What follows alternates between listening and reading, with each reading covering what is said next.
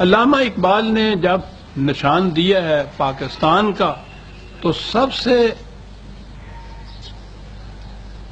وہ چیز جس سے سب سے زیادہ شدت سے احتیاط برتنے کی ضرورت تھی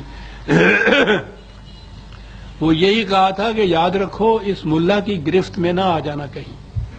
اسی سے چھڑانے کے لیے تو یہ تصور پاکستان دیا جا رہا ہے. انہوں نے سن 32 میں اپنے خطبے میں اور اپنے ایک بیان میں جو اسی زمانے کے اخبارات میں چھپا تھا یہ کہا تھا کہ تمہارے دین کی یہ عظیم الشان بلند فطری ملاؤں اور فقیہوں کے فرسودہ اوہام میں جکڑی ہوئی ہے اور آزادی چاہتی ہے. روحانی اعتبار سے ہم حالات و جذبات کے ایک قید خانے میں محبوس ہیں جو صدیوں کی مدت میں ہم نے اپنے گرد خود تعمیر کر لیا ہے. انہوں نے کہا تھا کہ ہم بوڑھوں کے لیے شرم کا مقام ہے کہ ہم نوجوانوں کو ان اقتصادی سیاسی بلکہ مذہبی بحرانوں کا مقابلہ کرنے کے قابل نہ بنا سکے جو زمانہ حاضر میں آنے والے ہیں. ضرورت اس امر کی ہے کہ ساری قوم کی موجودہ ذہنیت کو یکسر تبدیل کر دیا جائے تاکہ وہ پھر نئی آرزوؤں نئی تمناؤں اور نئے نسب العین کی امنگ کو محسوس کرنے لگ جائے اور یہ ہوگی وہ نسل کے جس کے ہاتھوں وہ پاکستان وجود میں آئے گا جس کا تصور میں نے دیا ہے. ذہنیت کو بدلی ہوئی نوجوانوں کی ایک قوم. یہ چیز کہ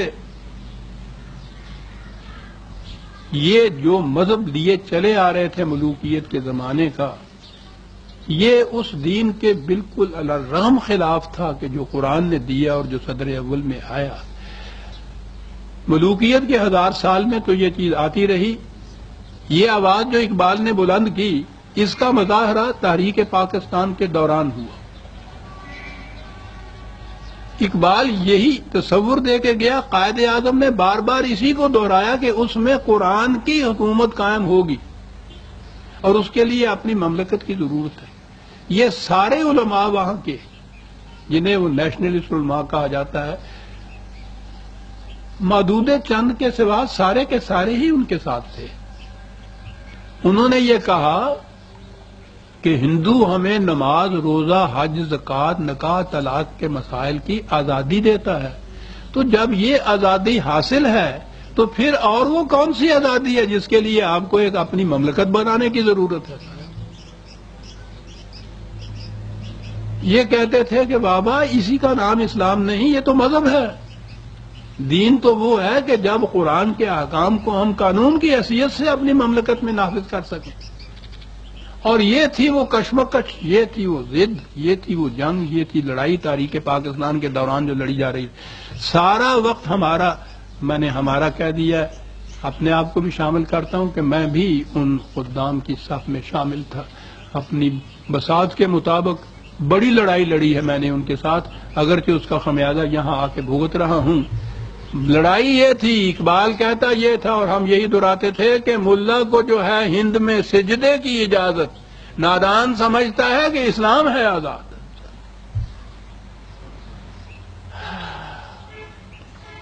اور یہاں آپ کے ہاں جو اسلام کے احیاء کے نام سے ہو رہا ہے وہ عزیزان من اس ملا کا وہی اسلام ہے جو ملوکیت کے زمانے میں بنا تھا ہمارے ہاں.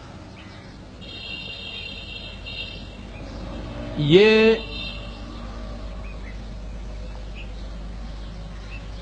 انہوں نے یہاں آنے کے بعد یعنی جنہوں نے وہاں اتنی مخالفت کی تھی پاکستان کی کہ ضرورت ہی نہیں ہے یہاں آنے کے بعد وہ سب ادھر آ گئے پاکستان میں اور مطالبہ کیا کہ پاکستان اسلام کے نام پہ لیا گیا ہے اس لیے یہاں اسلامی قوانین نافذ ہونے چاہیے اور وہ تو ہم ہی جانتے ہیں اسلامی قوانین کیا ہوتے ہیں. تم کون کیا جانو مغرب زدہ اس لیے ہمارے ہاتھ میں 2 اقتدار اور قانون سازی کا اقتدار. یہ اعلان یہاں آ کے کیا یہ مطالبہ یہاں آ کے کیا. ان سے کہا یہ گیا کہ آپ حضرات تو دو ملا مل کر، دو علماء مل کر ایک جیسی نماز نہیں پڑھ سکتے، تو ایک مملکت کے لیے قوانین بنانا جن کا اطلاق تمام مسلمانوں کے اوپر یکساں ہو. یاد رکھیے قانون مملکت کا وہی ہوتا ہے جس کا اطلاق تمام مملکت کے افراد پہ یکساں ہوتا ہے. الگ الگ فرقوں کے لیے الگ الگ قانون نہیں ہوتا. ان سے کہا گیا کہ آپ کے تو الگ الگ فرقے ہیں اور اتنا اختلاف ہے ایک کا دوسرے کے ساتھ، جیسا میں نے ابھی عرض کیا کہ کوئی ایسا شخص جو آپ کی طرح ہاتھ سینے پہ نہیں باندھتا آپ کی مسجد میں نماز پڑھتا ہے تو آپ اس فرش کو اکھڑوا دیتے ہیں. تو مملکت کے لیے قانون کیسے بنے گا؟ انہوں نے کہا کہ نہیں صاحب، ہمارے خلاف اختلافات کی آڑ لے کے بہانہ بنایا جاتا ہے، ہم بنائیں گے. اچھا جی. انہوں نے ایک اپنی کانفرنس کی. ہمارے ہاں عزیزان امان یہ تاریخ بھی محفوظ نہیں، کیا مصیبت ہے. بہرحال کبھی خدا توفیق دے تو طلوع اسلام کی آپ فائل پڑھیے، اس میں مل جائے گی یہ تاریخ، پہلی بھی ملے گی اور یہ بھی ملے گی. انہوں نے یہ کانفرنس کی 51 میں، اور اس میں یہ مختلف فرقوں کے تمام علماء کو اکٹھا کر کے یہ فیصلہ کیا کہ پاکستان کا قانون کتاب و سنت کے مطابق بنے گا، اور کہہ دیا کہ اس پہ ہم سب فرقے کے علماء نے، نمائندوں نے دستخط کر دیے ہیں، دیجئے. متفق ہو گئے ہم. میں نے ان سے کہا کہ صاحب یہی تو وہ ندا کی بات ہے کہ جس سے آپ متفق کہہ رہے ہیں، اسی سے تو اختلاف ابھرنے ہیں. کتاب تو آپ نے درمیان میں لانی نہیں ہے، وہ تو برائے وزن بیعت ہے. جسے آپ سنت کہہ رہے ہیں وہ تو ہر فرقے کی الگ الگ ہے. سنت کی روح سے آپ یہ نہیں طے کر پائے کہ رمضان میں تراویحوں کی رکعت 8 ہے یا 20 ہے، ایسی محسوس ہے. مملکت کا قانون متفق علیہ یہ نہیں بنے گا. اور آپ کو معلوم ہے نا کہ وہ مجھے منکر سنت، منکر حدیث، یہ سب کچھ جو ہوا یہاں آنے کے بعد بھی، وہ اسی لیے تھا کہ یہ دکھتی ہوئی رگ تھی جو میں نے یہ پکڑی کہ یہ نہیں بن سکے گا. 20 سال تک یہ پروپیگنڈا ہوتا رہا کہ یہاں کی حکومتیں اسلامی قانون بنانے کے معاملے میں دیانتدار ہی نہیں ہیں، اور کہتی جا رہی ہیں کہ تمہارے یہ اختلافات جو ہیں ان کی روح سے تو یہ مٹ ہی نہیں سکتا، یہ بن ہی نہیں سکتا. 20 سال تک یہ ہوتا رہا. ہر حکومت کے خلاف یہ فساد ہوتا تھا. یہ ریزولیشن جو پاس کیا تھا اس میں سر فہرست دستخط کرنے والوں میں سید ابو العلا مودودی علیہ الرحمہ بھی تھے. 20 سال کے بعد اس نے، مرحوم نے خود یہ اعلان کیا کہ کتاب و سنت کی بنا پر کوئی ایسا ضابطۂ قوانین نہیں بن سکتا جسے تمام فرقوں کے یہ مسلمان متفقہ طور پر اسلامی تسلیم کر لیں. غور فرمائیے آپ، کوئی پوچھنے والا نہیں.